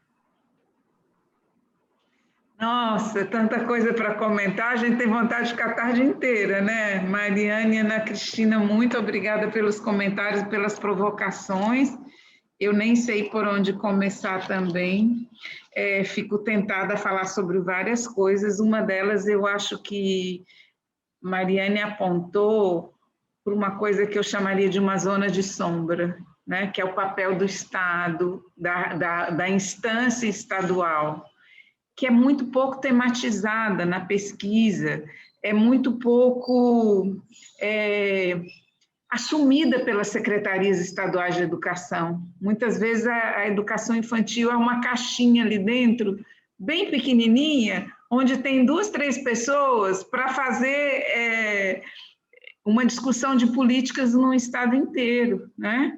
E às vezes essas questões são muito mais importantes do que parecem. A educação infantil, ela é uma zona de sombra também na política municipal de educação, né? Tem aqui uma orientanda minha, Natália, que está assistindo a nossa conversa, e Natália está fazendo a dissertação de mestrado dela sobre o papel dos coordenadores pedagógicos no Centro de Educação Infantil, que tem uma dimensão de gestão e de administração muito grande, gestão escolar. Os centros, muitas vezes, quando não estão agregados a uma unidade escolar de ensino fundamental, eles são os primos pobres, não é verdade? Às vezes você tem os centros bonitos, que são os cartões de visitas dos prefeitos e das primeiras damas, né? As primeiras damas adoram pontificar sobre a educação infantil. Entretanto, via de regra, isso que a Jaana viu na escola do município, que eu sei qual é, não é uma exceção. Porque a disparidade desse ente federativo é imensa. Então, para além da questão da equidade, das igualdades, tá os graus de diferenciação entre os municípios brasileiros. E o governo federal, ao estabelecer suas políticas, ele não tem um portfólio que vá se dirigir a essa escola, que as crianças não estão fazendo nada. E outras escolas que a gente vai e encontra no interior do Ceará, lá perdida, onde ninguém sabe que uma escola existe, você encontra, às vezes, um professor fazendo um bom trabalho em sala de aula. Então, este ator, professor, este ator, escola, nas políticas educacionais e na política de educação infantil de modo específico, é fundamental. E é muito importante que a gente conheça melhor. Então, Mariane, assim, você apontar para o papel do ator escola, você apontar, Ana, para o papel do ator gestor escolar e gestão escolar, são elementos que a gente precisa conhecer melhor e compreender melhor. E a descontinuidade das políticas públicas de educação e de modo específico na educação infantil pode provocar rupturas que são insuperáveis muitas vezes, né? Porque não é só o professor que é demitido quando o prefeito muda, são os espaços da educação infantil que desaparecem, porque são espaços alugados, não fazem parte da rede. Então, são situações tão diversas que a gente vai enfrentar, que eu diria que um dos trabalhos que a gente tem pela frente, um dos desafios que a gente tem, é esse desocultamento dessas zonas de sombra, né? É preciso que a gente se projete e trabalhe sobre isso. Acho que tem uma outra questão muito importante colocada, que é a questão do pós-pandemia, também do acolhimento das crianças, não é? Talvez esse seja o papel mais importante da escola nesse momento, a retomada do papel de socialização da escola, muito mais do que as outras dimensões, porque a gente está ouvindo coisas como este ano de pandemia vai interferir na vida profissional dos alunos, a gente não sabe. É meio como uma situação de guerra, a gente não sabe o que vem depois, a gente não sabe como vai superar. O importante é que a gente consiga manter aquilo que Mariane chamou a atenção, né, da educação infantil, a oferta de educação infantil com padrões de qualidade. Se a gente conseguir isso para aqueles que mais precisam, para as populações mais vulneráveis, eu acho que a gente terá cumprido boa parte do nosso desafio em educação infantil nos períodos que virão pela frente. Teria outras questões também a comentar, mas acho que era importante a gente ouvir os colegas, as questões, não sei que questões foram selecionadas e a gente pudesse aqui continuar a nossa conversa, dar voz a quem está nos assistindo. Bom, obrigada, Sofia, obrigada, Jana, né? Não sei se depois também Mari quiser comentar, os comentários também, vai ser super bem-vindo. A gente pode fazer um bloco, tem perguntas que eu acho que são para as 3 professoras, e a gente, né, acho que já tem aqui um bloco de 3 perguntas, eu vou passar para vocês. Bom, a primeira deixa eu ler aqui, que vai ser mais fácil, a da Natália, de certa forma foi respondida, mas eu acho que ela tem algum ponto aqui específico, que seria o seguinte: como garantir uma educação infantil de qualidade social no retorno às aulas após a pandemia, diante da alta discricionariedade e das fragilidades da continuidade das políticas para a educação infantil? Né? Então, assim, né, a Sofia estava justamente agora falando, né, desse retorno, dessa questão da acolhida, né, eu acho que tem a questão aí de um novo contato, né, de uma nova forma de contato com essas crianças. Eu queria só acrescentar aqui mais uma também, que eu fiquei pensando muito, né, nesse momento, né, que a gente vem nos últimos anos de valorização e de expansão, né, da educação infantil e até mesmo, né, de ressignificação, né, desse lugar da educação infantil, quando a Mari estava dizendo até para os próprios professores, né, de entender esse espaço não como um direito para a mãe que trabalha, mas como um espaço de crescimento pedagógico e cultural para as crianças, né, nesse momento em que a gente, né, viveu aí como a Jana colocou, né, um distanciamento da educação infantil, tanto na rede privada quanto na rede pública, né, quer dizer, uma dificuldade de continuidade das atividades pedagógicas nesse modelo remoto, para essa fase que é muito específica, se a gente correria um risco, né, de ter um retorno, né, assim, uma falta de valorização ou uma desvalorização do que a gente já tinha conquistado de espaço para esse momento, né, da educação infantil. E aí, nesse sentido, hoje eu ouvi rapidamente, né, uma fala da secretária de Educação de Teresina, né, que foi a capital com o maior IDEB, né, no 2019, tanto para os anos iniciais quanto para os anos fundamentais, né, então, assim, foi uma conquista dupla, né. E o que eu achei interessante, né, na fala dela, que eu infelizmente não pude assistir toda, mas foi a valorização da educação infantil, né, ela falou, né, do resultado, né, enfim, da trajetória de resultado para os anos iniciais e para o ensino médio, mas valorizando, né, o investimento que foi feito naquela rede, na educação infantil nos últimos anos, né, então ela, de uma certa forma, traz, né, a valorização do atendimento a essa faixa etária como uma possível, né, continuidade de conquistas acadêmicas, né, acumuladas para os anos seguintes da educação. Então isso eu também gostaria de que vocês comentassem um pouquinho, né, sobre esse olhar para a educação infantil como né, um investimento futuro, né, acadêmico. Bom, e aí nós temos aqui a pergunta da Fátima Lima, que queria ouvir de vocês, né, Sofia, Mariane e Jana, falar sobre o controle ou a falta de controle das condições de funcionamento e organização das escolas conveniadas e as formas como os convênios são estruturados, né? Eu acho que aí vem uma modalidade que a gente conhece aqui no município do Rio e acho que tem outras, né, realidades também, como uma tentativa de cumprir, né, a oferta da educação infantil. E a outra Fátima Alves, que traz uma outra pergunta para vocês também, educação infantil com papel educativo e educação infantil assistencialista.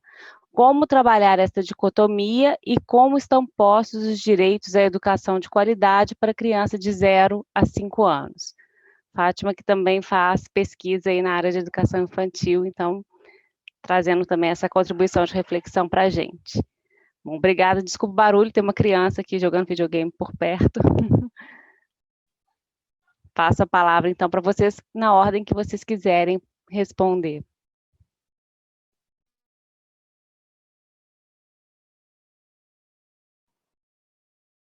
Posso começar? Uhum. Em relação a... Eu vou começar da última questão, né? Esse papel da professora Fátima Alves. Esse papel assistencialista versus um papel educativo na educação infantil, eu acho que, nesse sentido, a gente caminhou bastante na compreensão de que a criança é um ser integral, né? Que precisa de assistência e de educação, de cuidado e educação. Então, acho que essa discussão dos profissionais que são especializados na educação infantil avançou muito no sentido de que a gente precisa cuidar e precisa educar simultaneamente. Nesse material que a professora Sofia mencionou, que nós escrevemos para esse MBA, a gente retrata um pouco da história da educação infantil, né? Seu surgimento, tanto no Brasil quanto em outros países, nessa função, primeiro, mais assistencialista, quer dizer, até como um espaço para as mães poderem deixar as crianças e entrarem no mercado de trabalho. A professora Mariane mencionou um pouco essa questão, que ainda hoje a gente tem a compreensão, ou alguns profissionais têm a compreensão da educação infantil como um direito da mãe ou como um auxílio para a mãe, não como um direito da criança, na creche, sobretudo, como um direito da criança, como algo que pode contribuir para o seu desenvolvimento. Mas acho que a gente precisa, né, tanto na creche quanto na pré-escola, levar em consideração essa integralidade da criança e essa necessidade de cuidado e educação. Acho que a BNCC traz isso também, de forma explícita e escrita, quando coloca como eixos, né, desse processo a brincadeira, a interação, e essa dupla função. Em relação a como garantir o retorno à educação infantil com qualidade, acho que esses documentos que nós mencionamos, eles podem auxiliar um pouco, porque eles vão para além da questão sanitária, eles trazem também essa dimensão humana do cuidado que precisa ser observado.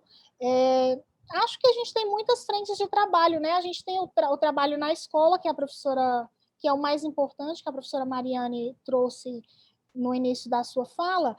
Então, tem escolas que, a despeito das dificuldades, elas se diferenciam e fazem um bom trabalho. Tem municípios que, a despeito das suas limitações de recursos, conseguem fazer um bom trabalho. A professora Sofia e eu convidamos recentemente a secretária de Oeiras para dar um depoimento em um curso que a gente estava dando.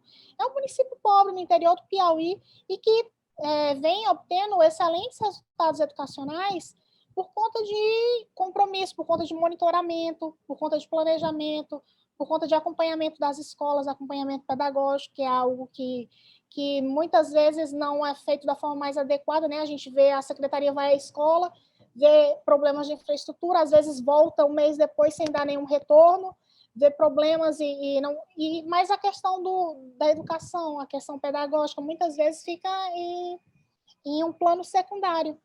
Mas há escolas e há municípios que, a despeito das suas dificuldades, vêm fazendo um bom trabalho, então é possível.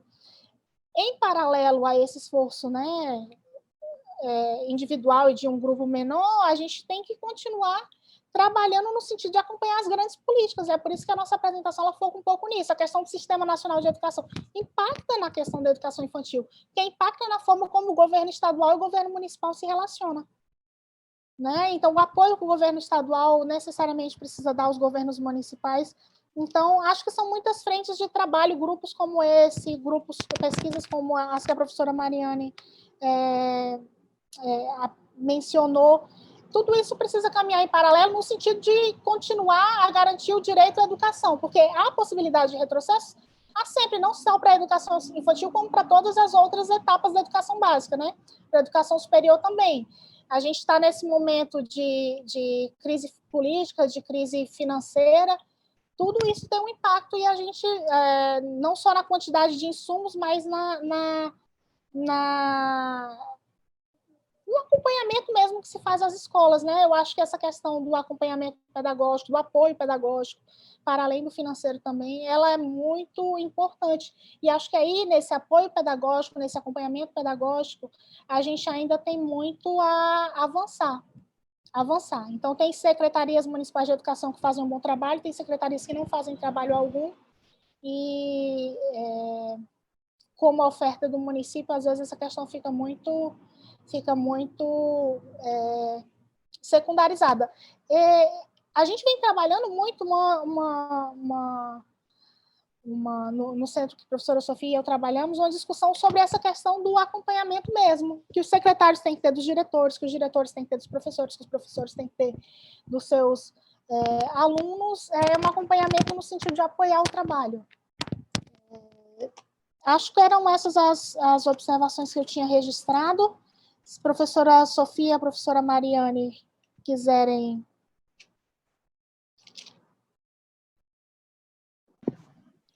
Eu vou colocar, acho que, duas questões aí dentro do que for, das perguntas, né? Perguntas, comentários, porque algumas perguntas a gente, de fato, não tem resposta, ou tem respostas que não gostaria de dar, não é verdade? Eu acho que a gente corre, sim, grandes riscos no pós-pandemia para a educação como um todo. Acho que a gente não pode tapar o sol com a peneira.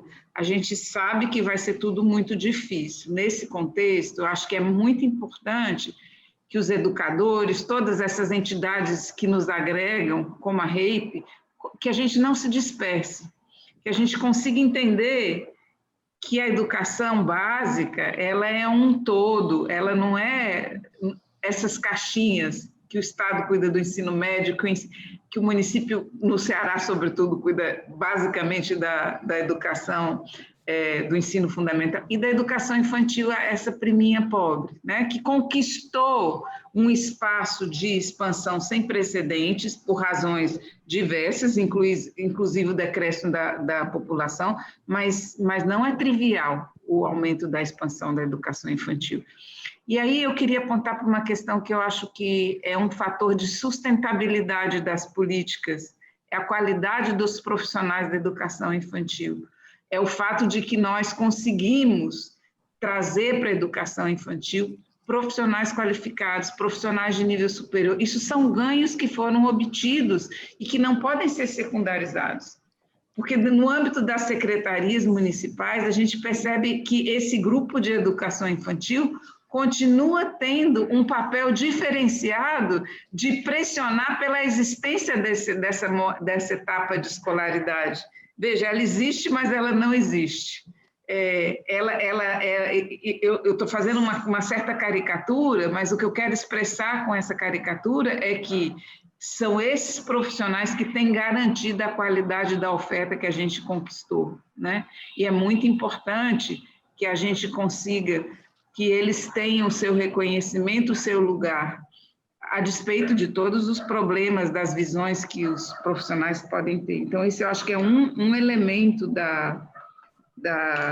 de sustentabilidade que aponta para a continuidade. Os gestores passam, mas nós permanecemos, os profissionais da educação permanecem, a despeito das continuidades e dos rodízios que fazem, dos processos seletivos, os profissionais estão ali. Então, eu acho que isso é um elemento importante ser valorizado. O segundo aspecto é a questão das condições das escolas conveniadas, né? Acho que essa é uma pauta muito importante do debate e que só o estudo e a pesquisa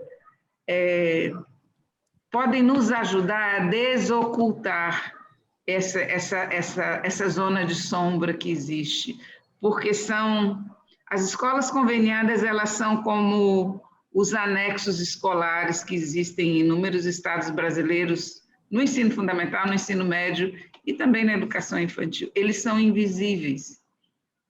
Nós não enxergamos porque eles não existem para as políticas públicas.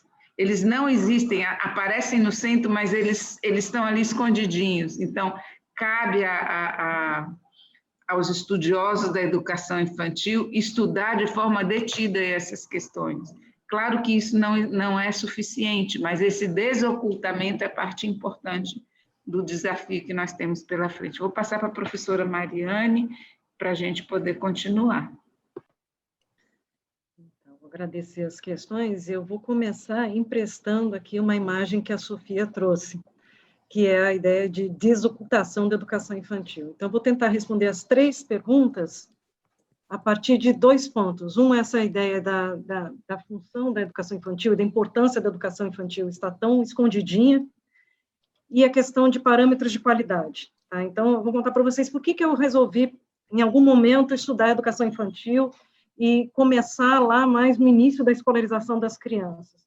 E tinham vários estudos em vários lugares do mundo mostrando que, olha, educação infantil ela é um fator protetor enorme. Tá? Ela tem importância para o desenvolvimento das crianças, mas é um fator protetor para crianças vulneráveis. Tá? Então, crianças que frequentam a educação infantil de qualidade, depois elas têm benefícios ao longo da vida delas. Tá? Como o foco do nosso grupo de pesquisas é desigualdades educacionais, falei, poxa, então a gente tem que discutir de forma mais séria aqui educação infantil. Mas daí, o que a bibliografia fala? A educação infantil de qualidade tem esses efeitos. Então, simplesmente ampliar sem ter parâmetros de qualidade não vai alcançar esses efeitos aqui que a gente espera. Tá? Então, por que eu estou trazendo isso? Se a gente tem isso muito oculto, a importância da educação infantil, no momento de restrição orçamentária, o perigo, daí eu vou concordar aqui com a Sofia, é você ter mais cortes para a educação infantil, porque ela não é tão importante. Tá? Porque o ensino médio é mais importante, o ensino fundamental, mas a educação infantil pode ficar com menos. Tá? E daí a gente está cometendo um erro gravíssimo, porque aqui, se a gente quer diminuir desigualdades, é aqui que eu tenho que ter um foco muito grande, porque a partir daqui é que eu consigo, o investimento aqui é o mais capacitado para diminuir essas desigualdades desde o começo da trajetória escolar. Tá? Então, daí concordo que tem um perigo aqui, né? O perigo de perder conquistas que a gente alcançou, daí eu concordo plenamente aqui com o que a professora Sofia trouxe. Então, e daí trazer também o que a Jana trouxe na apresentação, a gente precisa discutir esses padrões de qualidade. Tá? Em vários países, para você abrir uma escola, você tem que passar por esse procedimento de avaliação, escolas de educação infantil. Então, você tem que mostrar que você tem os insumos, você tem professores qualificados, que você tem boas práticas, para você ter a permissão de continuar funcionando. Então, discutir esses parâmetros de qualidade, um sistema de monitoramento, também permite a gente lidar com a situação de convênio. Eu não posso ter uma escola conveniada se ela não estiver naquele patamar que a gente acordou aqui, que é um patamar de qualidade de oferta. Tá? E daí eu vou contar uma história aqui de uma coisa que a gente descobriu lá na nossa pesquisa, né? A gente mediu o tamanho do absenteísmo das crianças na educação infantil, porque não necessariamente aquilo que a escola reporta é o verdadeiro, né? O tamanho de faltas na educação infantil, por diversos motivos, né?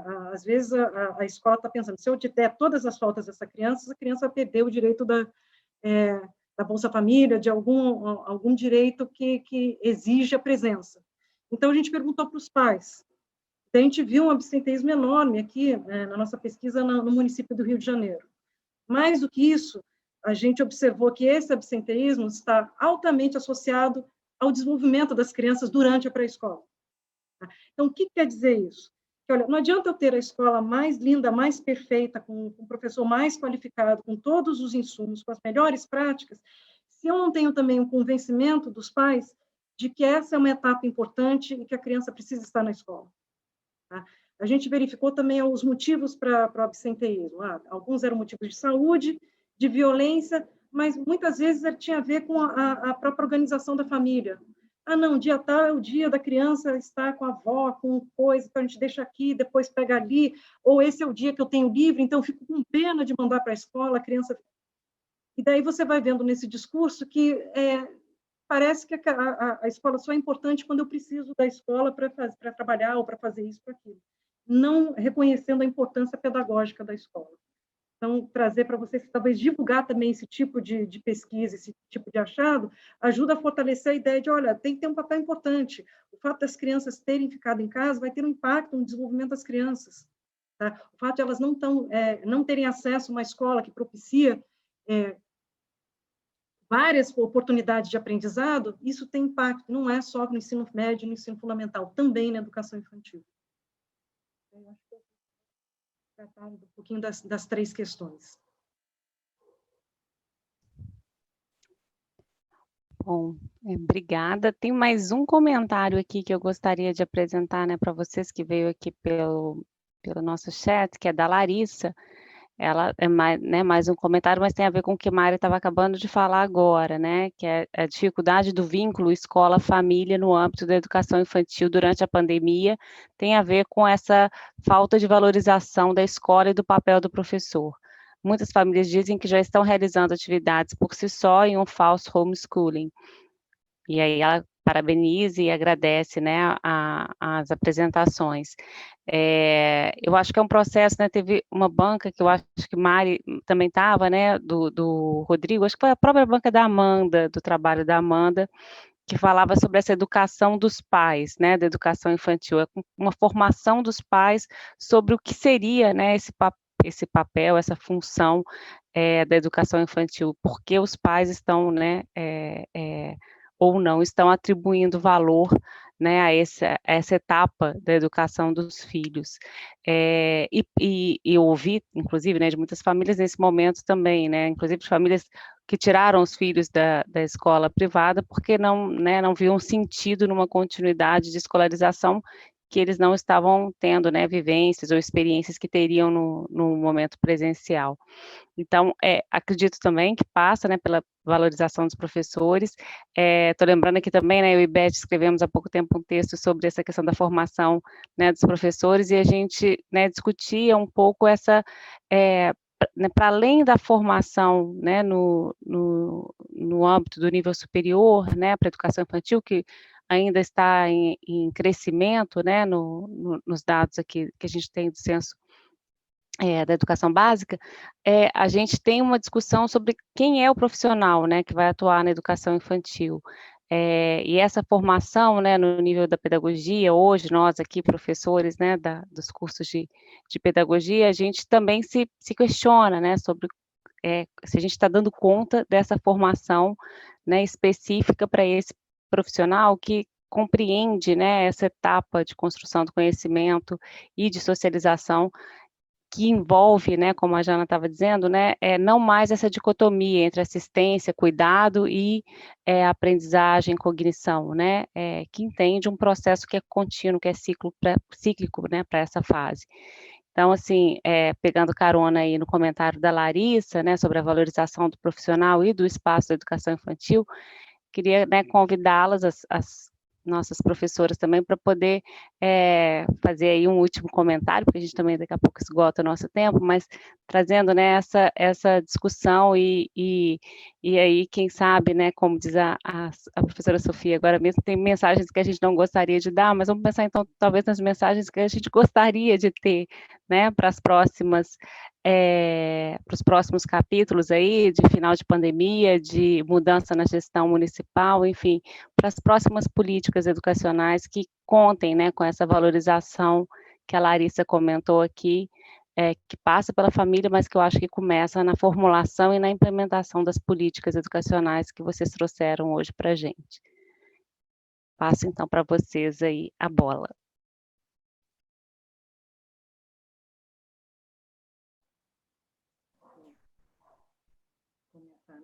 Para deixar uma mensagem otimista, né? Eu acho que a gente percorreu um grande caminho para chegar onde a gente chegou, né? Para pensar na educação infantil como parte da educação básica, de ter a pré-escola com meta de universalização, com ampliação de creche, de pensar em BNCC, de pensar, pelo menos, começar a discutir parâmetros de qualidade. Eu acho que a gente não pode simplesmente falar, olha, não, nada aconteceu. Não, a gente teve uma ampliação enorme para a educação infantil, agora a gente tem que continuar discutindo essa ampliação e ampliação de qualidade.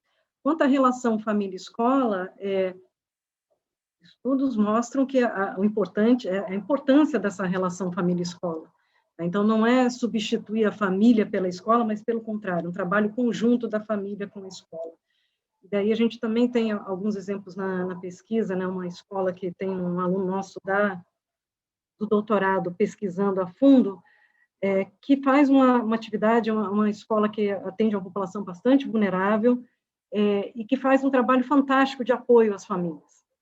Tá? Então, com encontros mensais, conversando, trazendo, inclusive atividades para serem feitas em casa, mas a escola com papel de protagonismo. Então, é claro que a família é importante, a maior parte do tempo que a criança gasta no âmbito da família, mas a escola tem um papel aqui de se aproximar a família para essas duas esferas, de forma conjunta, lidar com o desenvolvimento da criança em várias esferas. Então, eu acho que falar do papel da família não é excluir a escola. Né? E o papel protagonista importante que a escola tem de chamar a família também a se envolver nas questões do desenvolvimento da criança. E daí só a última questão é a gente continuar discutindo e a gente continuar pressionando os governos para não abrir mão ou para deixar de lado ou deixar naquela caixinha que a Sofia falou, né? Eu acho que a gente tem como papel, né, as universidades, a gente tem um papel importante para botar a visibilidade na importância da educação infantil. E é isso, gente. Obrigado pela presença e pelas questões.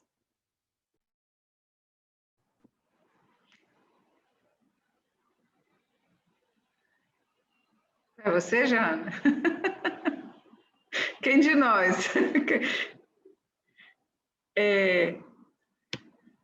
Bom, eu concordo com essa consideração que a Mariane faz, né? No sentido de que nós caminhamos muito, a estrada foi percorrida com muita consistência, eu diria. Isso tem a ver com os especialistas na área de educação, os estudiosos, os profissionais da educação infantil. A gente percorreu um longo caminho. Se a gente pensar de 88 para cá, os passos foram muito largos, o Brasil foi muito ousado. Nós estendemos a faixa de escolaridade obrigatória dos 4 aos 17 anos. Isso não é trivial, é pouquíssimo discutido no nosso país. Nós colocamos a obrigatoriedade dessa faixa e conseguimos uma expansão. Problema o foco principal é o foco da REIP, que é a implementação das políticas. Então, acho que nos próximos passos, essas políticas precisam ser muito acompanhadas. Acho que é papel da academia, papel de todas as pessoas que estudam esses tempos, vigiar e vigiar. Então, esse é o nosso papel, eu acho que, sobretudo, pensando no 1º de janeiro, né? Não considerando que esse ano está perdido, porque ainda tem o que ser feito, mas a gente precisa se preparar. Então, parte dessa vigilância está também na preparação. E eu acho que Jane e a gente já tem um consenso, né, já, que nós precisamos escrever o artigo 2020, porque o mundo mudou demais de 2017 para cá e a gente não tinha ideia que ia ter os desafios que tem. Portanto, eu acho que com as contribuições de hoje, com a nossa apresentação, a gente pode se preparar para fazer o próximo passo, né, do ponto de vista da nossa reflexão para ser socializado. Muito obrigada, foi um prazer enorme poder voltar ao convívio com a REIP. Eu participei da primeira reunião da REIP, e quem sabe eu consigo pegar esse bonde andando, que é muito importante, e eu acho que é um espaço de reflexão muito fecundo. A ideia de rede, né? Nós que somos cearenses, ela não é só a rede no sentido de estar todo mundo junto, mas é também esse espaço de acolhimento. A gente se sentiu muito acolhida por vocês hoje. Muito obrigada pelo convite, pela oportunidade de participar. Então, a minha palavra também é de agradecimento. A professora traz como últimas questões a questão do espaço da educação infantil e da valorização do profissional, né, do profissional que trabalha com educação infantil. Em relação aos espaços, acho que a gente tem muito a avançar. Acho que a discussão do custo aluno-qualidade, ela é importante nesse sentido, né? Como a professora Mariane colocou, como nós tentamos mostrar, a discussão de um padrão mínimo de qualidade vai muito além dessa questão de infraestrutura, insumos, mas no Brasil a gente ainda precisa atentar muito para essa questão, um espaço que promova o acolhimento, que seja agradável para as crianças e que possibilite o desenvolvimento de um trabalho pedagógico adequado. Em relação à valorização dos profissionais da educação, eu estava lembrando que antes de entrar nessa reunião, aqui na sala do Zoom, eu abri a Folha de São Paulo e estava lá, Brasil é o país com menor valorização de professores, indica estudo internacional. Foi um estudo feito com 35 países, eu não li detalhadamente, porque foi realmente antes de entrar, mas foi feito com 35 países, o Brasil ficou lá nas últimas colocações. Eu não vou terminar com essa notícia negativa, pode ser o último em valorização, em percepção social, mas os professores brasileiros são muito aguerridos, os professores da educação infantil, sobretudo.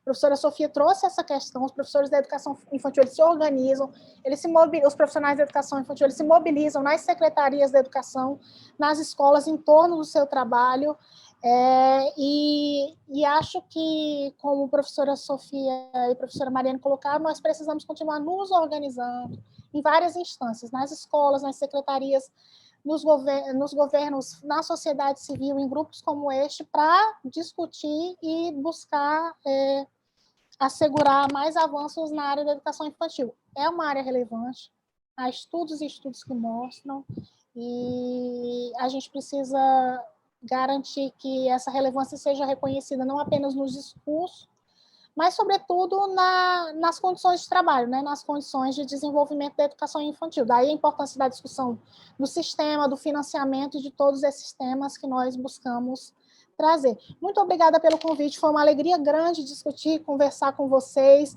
Obrigada a quem nos assistiu até agora, e quem participou, quem colocou comentários. Eu fui lendo os comentários. Muito obrigada a todos vocês. Bom, obrigada, Jana, obrigada, Sofia, obrigada, Mariane. Bom, as portas da REIP estão super abertas, sintam-se muito acolhidas e bem-vindas. Eu acho também, né, que essa conversa não acaba, né, a gente podemos aí pensar em outros encontros, em novas conversas, e nesse sentido mesmo de rede, né, como Sofia dizia, que acho que esse é o espírito que a gente tem tentado manter, né, desde esse primeiro encontro aí, onde os nossos, né, fundadores tiveram aí essa brilhante ideia, que eu acho que foi, né, uma articulação muito interessante, né, e pensar a implementação de políticas, acho que nesse momento em especial, envolve isso mesmo que a Sofia dizia, né, vigiar, vigiar, vigiar, né, eu acho que o papel do monitoramento, né, ele é fundamental, para que a gente possa, né, garantir aí alguns direitos, né, fundamentais que a gente tem conquistado, que não quer abrir mão de jeito nenhum. Bom, gente, muito obrigada, né, mais uma vez, é um prazer, né, receber todo mundo aqui na RAPE.